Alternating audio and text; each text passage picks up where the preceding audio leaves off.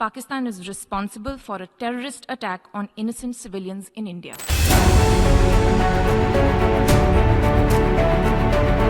पाकिस्तान के प्रधानमंत्री शहबाज शरीफ ने एक बार फिर संयुक्त राष्ट्र महासभा में भारत के खिलाफ तीखा हमला बोला है। उनका यह भाषण भारत और दुनिया के सामने पाकिस्तान की नीतियों का असली चेहरा दिखाता है। भारत की ओर से भी करारा जवाब आया है। भारतीय राजनयिक पेटल गहलोत ने कहा है कि संयुक्त राष्ट्र महासभा में सुबह सुबह पाकिस्तान के प्रधानमंत्री की बेतुकी नौटंकी देखी। उन्होंने आतंकवाद का महिमा मंडन किया, जो उनकी विदेश नीति का केंद्र बिंदु है। लेकिन गहलोत ने स्पष्ट किया है कि झूठ और नाटक कभी भी सच्चाई को नहीं छिपा सकते।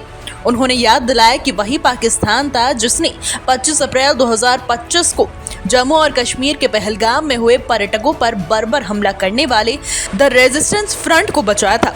भारत का कहना है कि ये वही आतंकवादी संगठन है जिसे पाकिस्तान ने संरक्षण दिया है। पेटल गहलोत ने आगे कहा कि आतंकवाद फैलाने या निर्यात करने पर पाकिस्तान लंबे समय से डूबा हुआ है।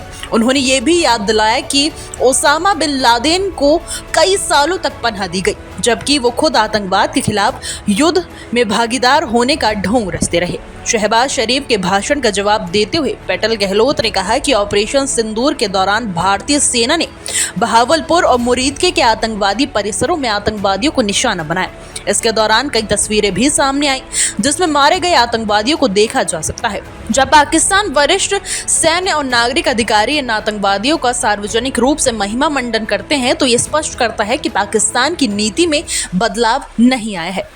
पेटल गहलोत ने कहा कि पाकिस्तान के प्रधानमंत्री ने हाल ही में भारत के साथ हुए संघर्ष का विचित्र वर्णन पेश किया।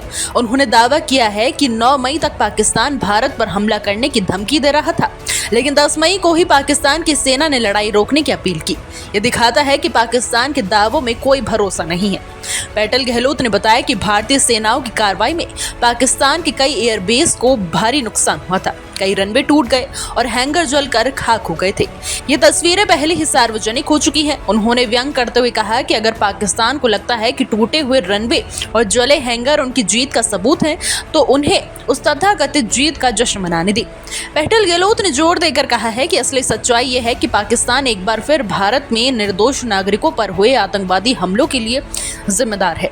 उन्होंने कहा कि भारत ने ये कदम अपने नागरिकों की सुरक्षा और देश की रक्षा के लिए उठाया। उन्होंने पाकिस्तान की नीतियों पर सवाल उठाते हुए कहा कि आतंकवाद फैलाना और उसे संरक्षण देना अब उसकी पहचान बन चुकी है।